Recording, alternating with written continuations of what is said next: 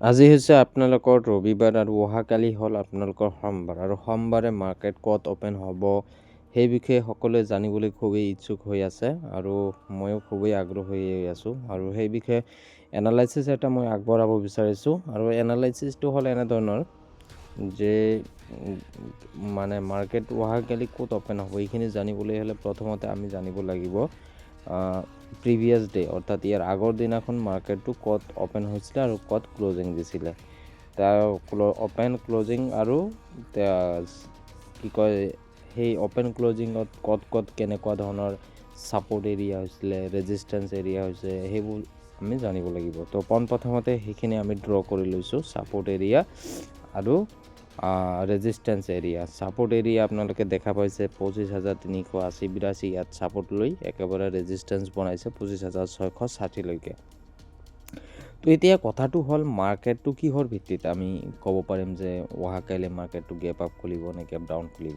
এটাটো হ'ল আমি গিফ্ট নিফটিৰ পজিটিভ নেগেটিভ ডাটাৰ ওপৰত নিৰ্ভৰ কৰি ক'ব পাৰোঁ মাৰ্কেট ক'ত অ'পেন হ'ব ক'ত অ'পেন নহ'ব। এতিয়া গিফ্ট নিফটি আকৌ কিহৰ ওপৰত নিৰ্ভৰ কৰে এইখিনি কথা আমি জানিব লাগিব।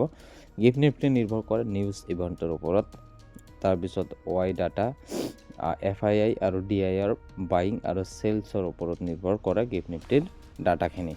এতিয়া আজিৰ গিফ্ট নিফটিৰ ডাটাটো খুবেই আকৰ্ষণীয় হৈ আছে আৰু অহাকালি সেইকাৰণে মাৰ্কেটটো বিগ গেপ আপ খোলাৰ এটা সম্ভাৱনা আছে। 100, 150, 200, 300 point plus market gap up খোলাৰ পূৰ্ণ সম্ভাৱনা হৈ উঠিছে। এতিয়া মনটো খুবেই আগ্ৰহী হৈ আছে যে ট্ৰেড প্লেন ক'ত কৰোঁ কেনেকুৱাকৈ কৰোঁ সেইখিনি কথা জনাম। মই ড্ৰ কৰি লৈছোঁ, আপোনালোকে চাই থাকক।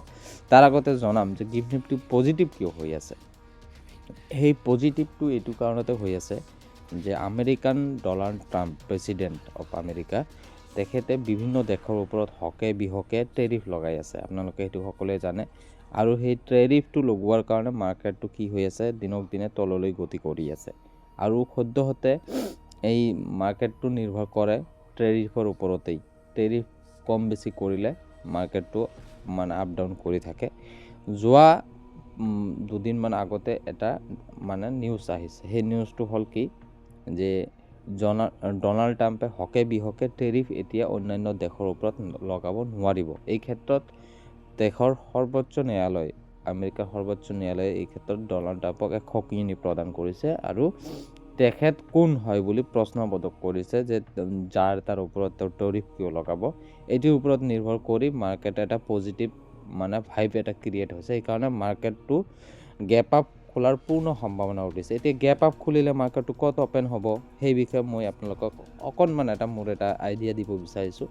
মাৰ্কেটটো অ'পেন হোৱাৰ পূৰ্ণ সম্ভাৱনা আছে আপোনালোকৰ 25,660ৰ ওপৰত, আৰু যদি 25,660ৰ ওপৰত মাৰ্কেটটো অ'পেন হয় তেতিয়াহ'লে আপোনালোকে বিনা দ্বিধাই ইয়াত যদি মাৰ্কেটটো অকণমান ৰৈ দিয়ে আপোনালোকে বিনা দ্বিধাই আপছাইড 100 পইণ্টৰ কাৰণে আপোনালোকে ট্ৰেড এটা প্লেন কৰিব পাৰে।